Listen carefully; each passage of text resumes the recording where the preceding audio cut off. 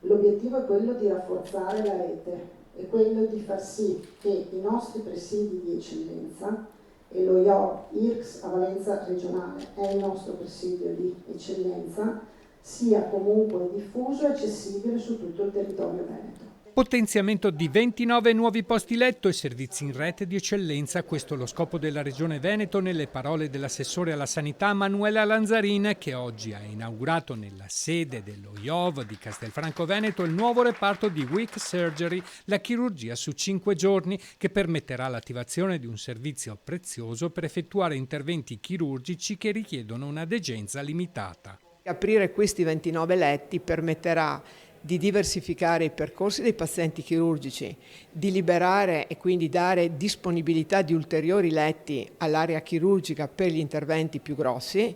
di poter aumentare in un momento successivo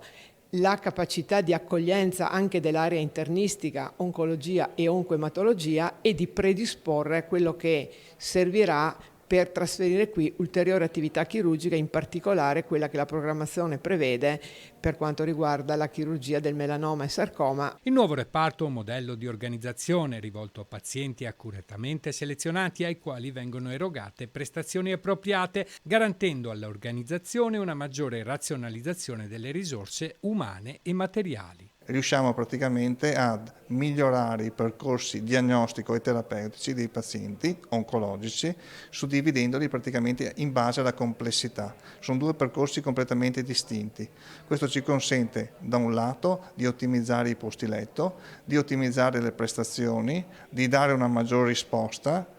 in questi pazienti e di migliorare anche proprio la qualità complessiva del percorso diagnostico terapeutico dei pazienti oncologici.